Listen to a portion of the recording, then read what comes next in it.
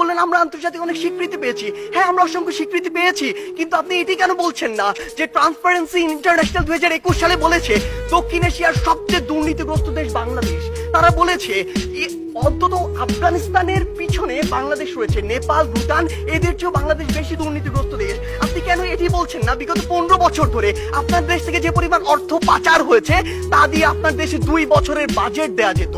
আমাদের সমস্যাগুলো এই জায়গায়। আপনি শিক্ষা নিয়ে কথা বলছেন, বাংলাদেশের শিক্ষা খাত যদি লক্ষ্য করুন, পৃথিবীর কোনো মধ্যম আয়ের দেশ, স্বল্প উন্নত দেশ কিংবা উন্নত দেশে জিডিপির মাত্র 2% শিক্ষা খাতে বরাদ্দ দেওয়া হয় না, বাংলাদেশে মাত্র 2% দেওয়া হয়। শুনে অবাক হবেন, এই 2%-এর অধিকাংশই চলে যায় আমাদের ওই শিক্ষক, কর্মকর্তা, কর্মচারীদের বেতন দিতে। আপনি যদি লক্ষ্য করুন যে আজকে কেন ভারত আপনার চেয়ে এগিয়ে থাকবে, আজকে এই পজিশন দাঁড়িয়ে পৃথিবীর যত মাল্টিন্যাশনাল কোম্পানি রয়েছে তাদের যদি একটি তালিকা করেন, সেরা 10টির অন্তত 9টিই পাবেন যেখানে ভারতের যারা রয়েছে তারা সিইও, কিন্তু বাংলাদেশের একটিও পাননি, আগামী 10 বছরও পাবেন না। এই ক্ষেত্রে গুরুত্বপূর্ণ কিছু কথা রয়েছে যেগুলো আপনারা উপেক্ষা করে যাচ্ছেন। আপনারা কিভাবে ভারতের সাথে তুলনা করেন? একটু আগে একটি হাস্যকর কথা বলে গিয়েছেন যে ভারতে নাকি 0.2 মিলিয়ন অর্থাৎ মাত্র 2 লক্ষ মানুষ বিদ্যুতের সুবিধার কাছাকাছি যেতে পারেনি। আপনি একবার চিন্তা করেছেন ভারতের জনসংখ্যা কত? 130 কোটি জনসংখ্যার একটি দেশ, আর আপনি 17 কোটি জনসংখ্যা নিয়ে ভারতের সাথে তুলনা করছেন। আপনি যদি 17কে 130-এর সাথে তুলনা করে সে অনুযায়ী গুণ করতেন, তাহলে দেখবেন ভারত আপনার চেয়ে অবশ্যই এগিয়ে রয়েছে। আপনি আজকে কথা বলছেন বাংলাদেশের বিভিন্ন খাত নিয়ে, কৃষি খাতের কথা বলছেন। বাংলাদেশের কৃষি খাতের জন্যই আমাদের আরো ভুগতে হবে। বাংলাদেশের কৃষি খাতে আপনি এই জরিপে আর আপনার এই পরিসংখ্যানে যা দেখাচ্ছেন, কৃষকের কাছে যান সেটি দেখতে পাবেন না। কৃষক আজকে তার ধানে আগুন পর্যন্ত লাগিয়ে দেয়। আজকে কি হয়েছে?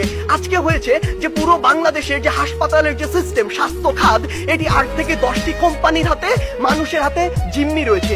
এটি থেকে বের হয়ে আসতে হবে। আজকে আমাদের ঢাকা শহর কেন্দ্রিক সবকিছু সেন্ট্রালাইজড হয়ে গিয়েছে, এখান থেকে ডিসেন্ট্রালাইজ করতে হবে। ঢাকা শহর পৃথিবীর বসবাসের অনুপযোগী শহরদের মধ্যে অন্যতম।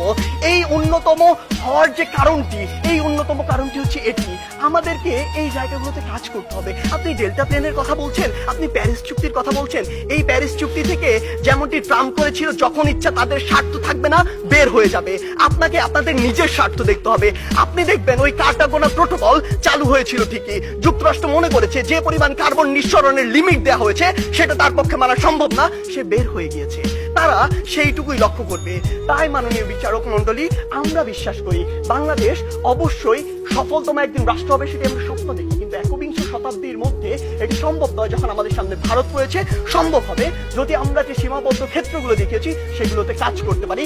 আমরা প্রত্যাশা করি কোনো একদিন আমাদের প্রজন্ম বাংলাদেশকে সফলতম রাষ্ট্র হিসেবে দেখবে। ধন্যবাদ বিচারক মন্ডলী।